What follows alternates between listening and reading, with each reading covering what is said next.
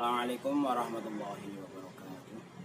Bismillah, alhamdulillah, wassalatu wassalamu ala rasulillah Sayyidina wa maulana Muhammad ibn Abdillah ma ba'd.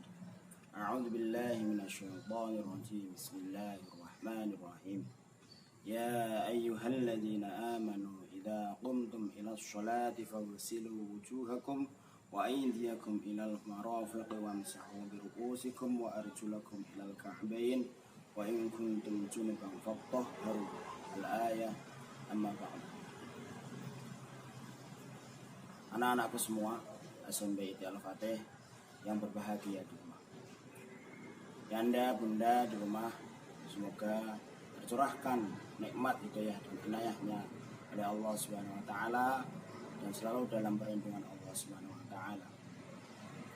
Pagi hari ini saya akan menyampaikan bagaimana filosofi tentang wudu, karena yang namanya wudu itu salah satu syarat sahnya sholat. Kenapa kok kita harus wudu terlebih dahulu? Karena yang namanya wudu itu tidak hanya membasuh raga kita atau membasuh lahiriah kita, tapi ada makna secara filosofi bahwa dalam membasuh tangan kita, wajah kita, kaki kita, mengusap sebagian kepala kita, kemudian mengusap telinga kita, itu ada maknanya.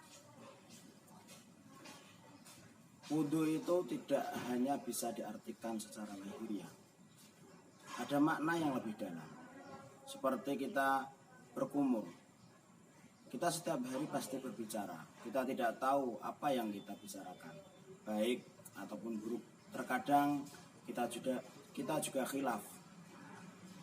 Makanya dengan berkumur itu tidak hanya sekedar berkumur, membersihkan kotoran atau membersihkan sembelit daging kecil yang ada di gigi, tetapi kita juga membersihkan apa yang kata-kata kotor yang kita ucapkan. Itu makna secara filosofis. Kemudian secara lahiriah kita membasuh tangan kita, membasuh dari tangan sesampai siku. Maknanya lebih dalamnya yaitu kita membersihkan sesuatu apa yang sudah kita lakukan menggunakan tangan kita. Apakah kita memukul orang, kemudian tangan ini apakah gosok atau mencuri, kita bersihkan secara lahiriahnya dengan wudu. Maka banyak orang alim, banyak orang yang soleh itu selalu menjaga wudunya atau dawamul wudu. Jadi yang namanya wudu itu nanti akan menumbuhkan sinar pada seseorang itu. Secara kasat mata terkadang kita melihat orang itu kok wajahnya butek atau wajahnya agak kusut.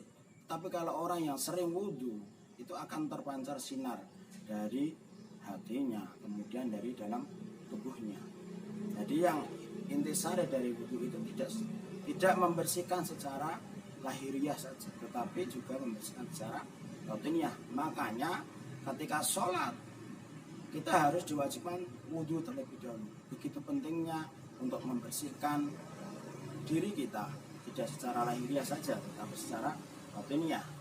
Jadi makanya dalam wudu itu setiap kali kita membasuh tangan, membasuh muka atau wajah, berkumur, kemudian membasuh, mengusap sebagian daun telinga, kemudian membasuh kaki, itu juga ada doanya.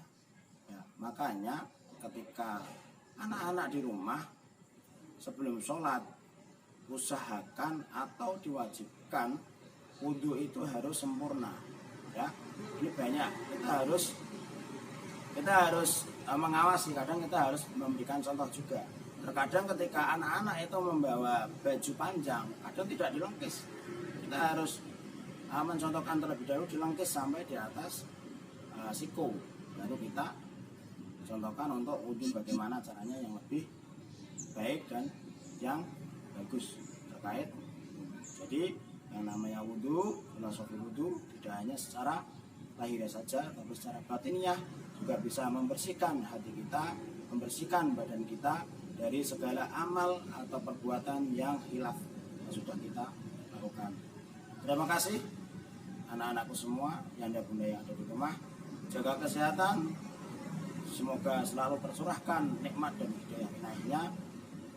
Dan sampai ketemu lagi di minggu depan atau di Jumat Religi SMB Al-Fatih. Terima kasih. Wallahul muwaffiq ila aqwamit thoriq. Assalamualaikum warahmatullahi wabarakatuh.